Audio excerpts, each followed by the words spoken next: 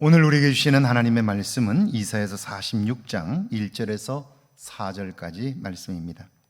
벨은 엎드러졌고 노보는 구부러졌도다. 그들의 우상들은 짐승과 가축에게 실렸으니 너희가 떠매고 다니던 그것들이 피곤한 짐승의 무거운 짐이 되었도다. 그들은 구부러졌고 그들은 일제히 엎드러졌으므로 그 짐을 구하여 내지 못하고 자기들도 잡혀갔느니라. 야곱의 집이여 이스라엘 집에 남은 모든 자여 내게 들을지어다. 배에서 태어남으로부터 내게 안겼고 태에서 남으로부터 내게 업힌 너희여, 너희가 노년에 이르기까지 내가 그리하겠고 백발이 되기까지 내가 너희를 품을 것이라. 내가 지었은즉 내가 업을 것이요 내가 품고 구하여 내리라. 아멘. 하나님의 말씀입니다. 할렐루야.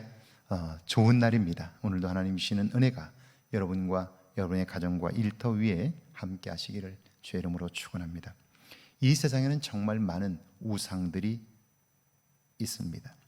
가나안의 대표적인 우상은 바알과 아세라입니다. 그 땅은 농사를 지었기에 사람들은 풍요를 위하여 바알과 아세라를 섬겼습니다. 바알은 폭풍과 비를 주관하는 농사의 신이고요, 아세라는 바알의 아내로 여겨지는 풍요와 다산의 신입니다. 이 두 우상은 이스라엘의 역사를 따라다니며 이스라엘이 죄를 범하게 만든 우상들입니다. 블레셋에는 물고기 모양을 한 다곤이라는 우상이 있었습니다. 삼손은 다곤에게 제사하는 다곤 신전에서 최후를 맞았죠. 바벨론 사람들도 우상들을 섬겼는데 그들이 벨과 느보입니다. 벨은 원래 이름이 마르둑입니다. 창조의 신으로 여겼고 느보는 벨의 아들 신입니다. 지혜와 문학의 신으로 여겨졌습니다.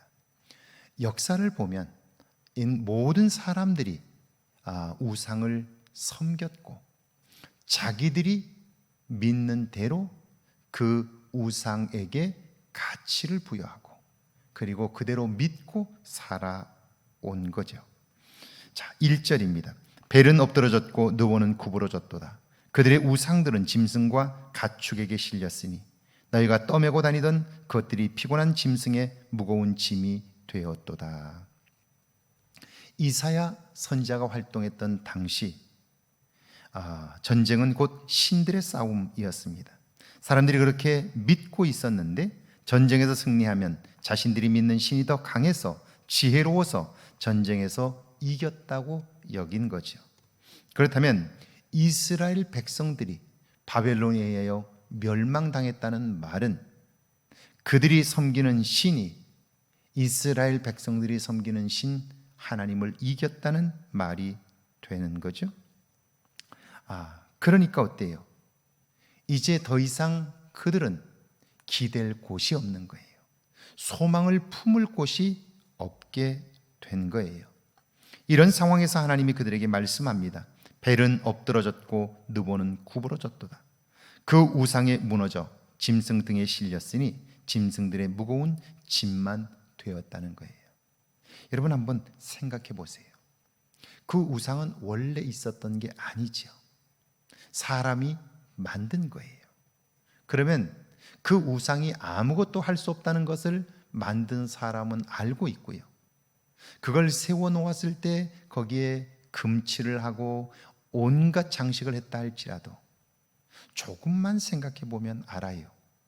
그 우상이 우리에게 아무런 힘이 되지 못한다는 것을요. 그런데 사람은 참 이상하게도 한번 그렇게 생각하고 믿으면 그것을 사실처럼 받아들이는 거예요. 그런데 그건 사실이 아니에요. 진실이 아니기에 그 허구는 드러나도록 되어 있는 거죠. 2절입니다. 그들은 구부러졌고 그들은 일제히 엎드러졌으므로 그 짐을 구하여 내지 못하고 자기들도 잡혀갔느니라.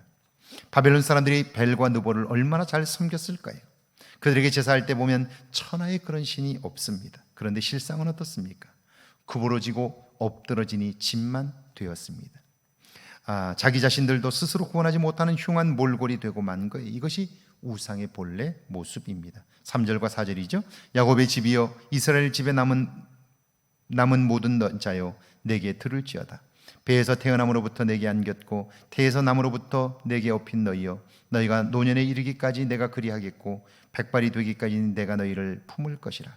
내가 지었은즉 내가 업을 것이요 내가 품고 구하여 내리라. 인간의 어리석음을 지적한 하나님은요, 이스라엘 백성들을 향해 말합니다. 야곱아 이스라엘아 들을지어다. 내가 너희를 낳았고 너희를 길렀나니 내가 너희를 구하여 내리라. 그렇게 말씀하세요. 하나님은 이제 끝났다고, 이제 바벨론의 신이 세계를 점령하게 되었다고 그렇게 말하는 그 백성들을 향해서 내가 그들의 신을 꺾을 거라고, 땅에 무너져 사람들에게 밟히게 되고 짐승의 마차에 실려 버려지게 될 거라고. 그리고 하나님은 내가 너를 낳았고 너희를 지금까지 업어 키웠나니 내가 너희를 구원해낼 것이다 라고 말씀하는 거예요.